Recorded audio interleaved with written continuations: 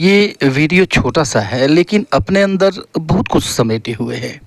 इस वीडियो में आप देखेंगे the use of be, the use of having, the use of present participle, the use of past participle, the use of being and the use of to be. इसमें जो most important topics है इस पूरे video में cover कर दिया गया है। ठीक है? इन सभी पर अलग-अलग मैंने वीडियो बना रखा है। लिंक आपको आई बटन में मिल जाएगा, डिस्क्रिप्शन बॉक्स में मिल जाएगा।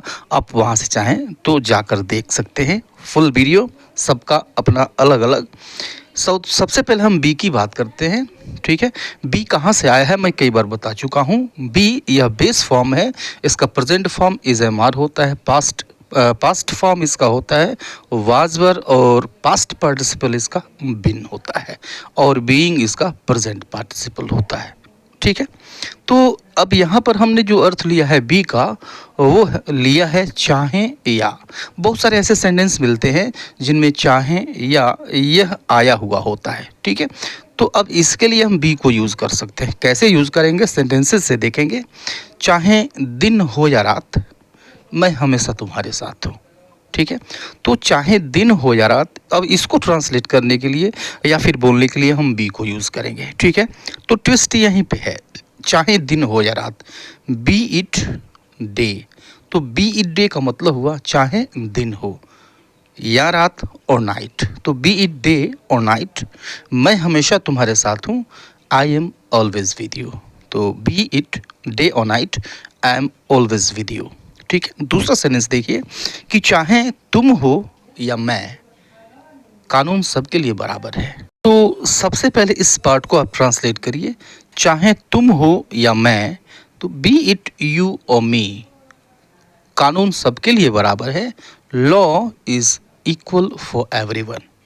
तो बी इट यू और me, law is equal for everyone. ठीक है? अब ये दूसरा देखिए हैविंग का। तो हैविंग को हम यूज़ करना एक अर्थ में सीखेंगे। हैविंग को तो कई तरह से यूज़ कर सकते हैं। एक अर्थ यहाँ पे हम देखेंगे कोई काम करके। ठीक है? तो आप दो काम करते हैं। ठीक है? एक काम करते हैं और फिर उसके ठीक बाद कोई दूसरा काम करते हैं। तो जो पहला काम करते हैं उसको हम लिखते हैं हैविंग को यूज़ करके। कैसे यूज़ करके लिखेंगे? देखिए कि नाश्ता करके मैं थोड़ी देर के लिए लेट गया। ठीक है?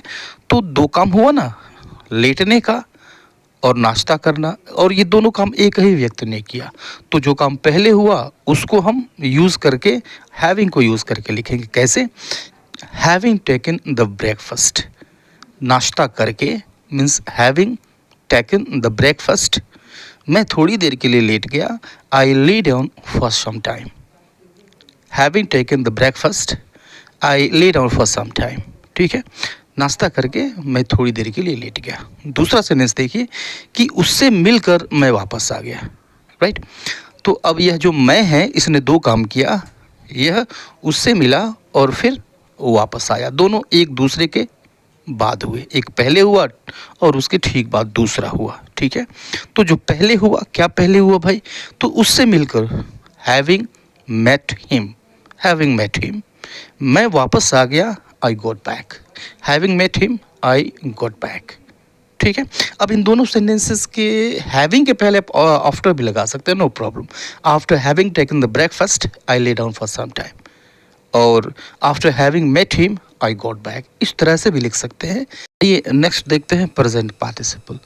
वर्ब की आईएनजी फॉर्म को हम कहते हैं प्रेजेंट पार्टिसिपल। वर्ब में आप आईएनजी जोड़ दीजिए और वो हो जाता है प्रेजेंट पार्टिसिपल। ठीक है? तो एक कंडीशन ये होती है कि जब आप प्रेजेंट पार्टिसिपल का इस्तेमाल करते हैं तो वो एडजेक्टिव की तरह से काम करता है। ठीक है? तो जिस तरह से एडजेक्टिव जिस वर्ड को, जिस नाउन को क्वालिफाई करता है, उसके बारे में बताता है, उसके ठीक पहले आता है। ठीक है?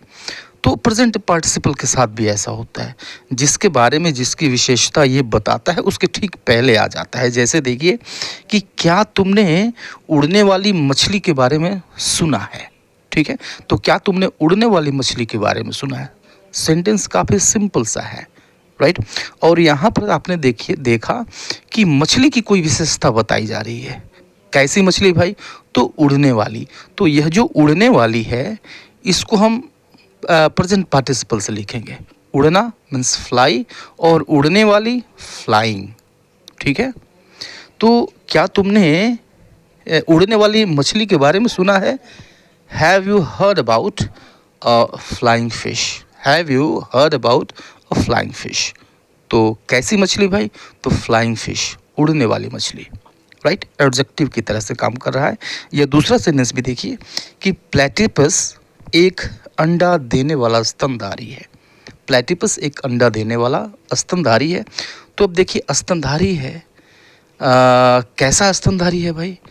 तो अंडा देने वाला, राइट। तो ये अंडा देने वाला, इसकी इंग्लिश हम बनाएंगे प्रेजेंट पार्टिसिपल से। कैसे? Platypus is an egg laying mammal. Platypus is an egg laying mammal, ठीक है।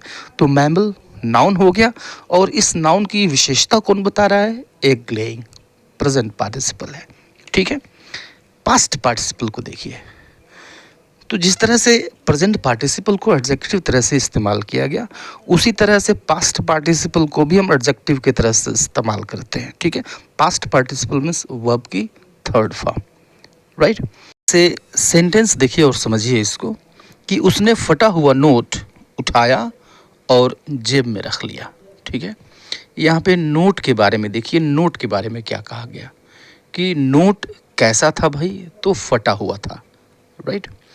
तो फटा हुआ, इसकी इंग्लिश हम लिखेंगे किससे? पास्ट पार्टिसिपल से। तो प्रेजेंट पार्टिसिपल से क्यों नहीं लिखेंगे भाई? प्रेजेंट पार्टिसिपल से इसलिए लिखेंगे कि जो काम है, नोट के साथ जो काम होना है वो हो गया है, अब वह उसकी विशेषता बन चुका है।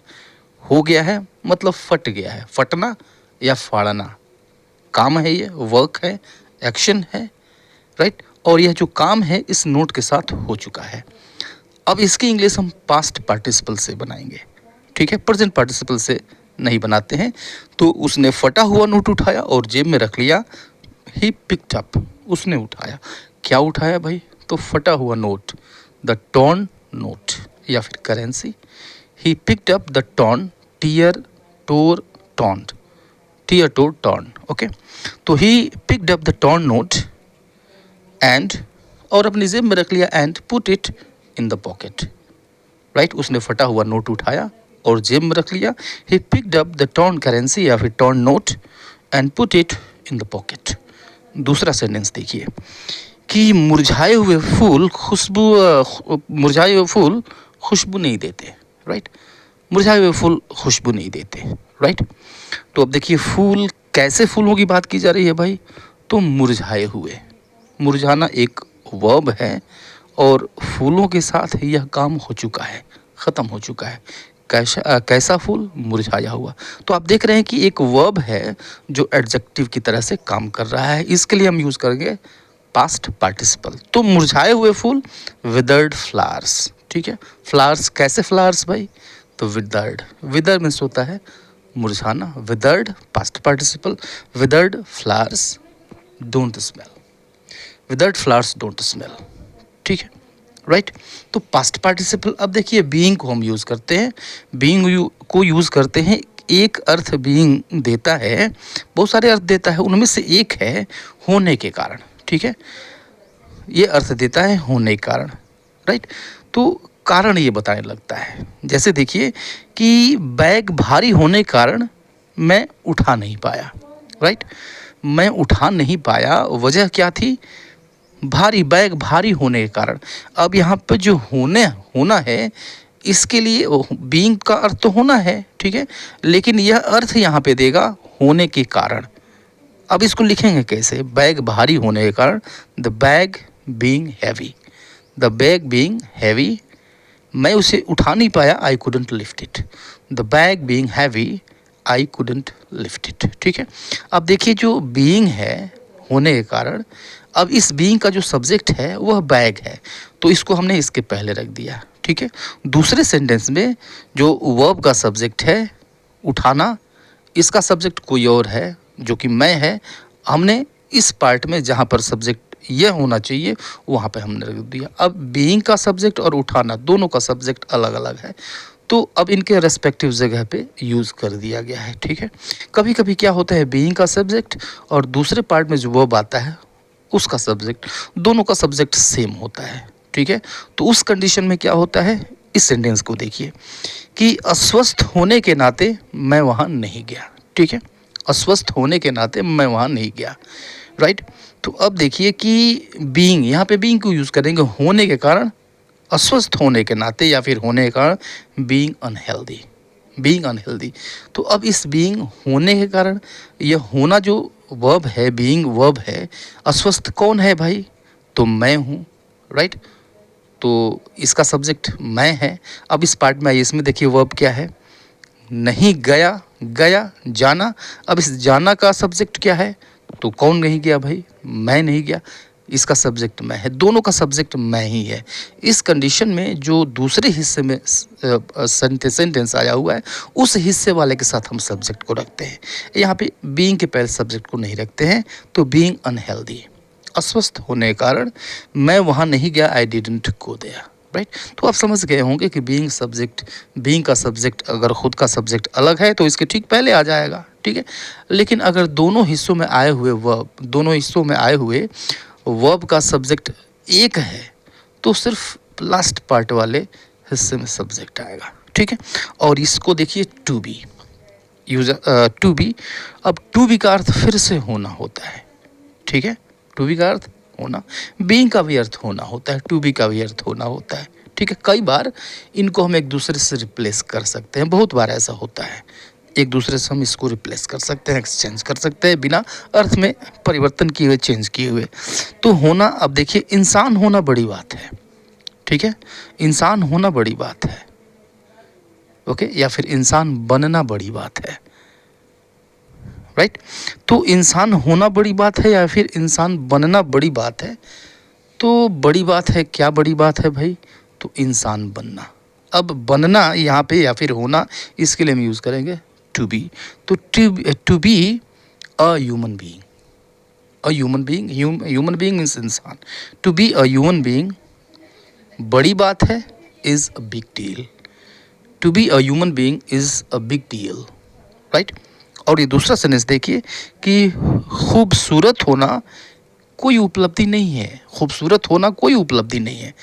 तो खूबसूरत होना ये सब्जेक्ट है, उपलब्धि नहीं है। क्या उपलब्धि नहीं है भाई? तो खूबसूरत होना। तो अब इसको कैसे लिखेंगे? टू बी मतलब होना, और क्या होना? ब्यूटीफुल। टू बी ब्यूटीफुल, खूबसूरत होना। कोई उपलब्धि नहीं है, इज़ नॉट एन अचीवमेंट। तो to be beautiful is not an achievement. तो देखिए आपने कि वीडियो छोटा था, लेकिन इस छोटे से वीडियो में जो सबसे ज़्यादा कंफ्यूजिंग वर्ब फॉर्म्स हैं, उन सभी वर्ब फॉर्म्स को हमने समझ लिया, ठीक है। वीडियो कैसा लगा? फीडबैक ज़रूर दीजिएगा। मिलता है नेक्स्ट वीडियो में, तब तक के लिए goodbye and take care.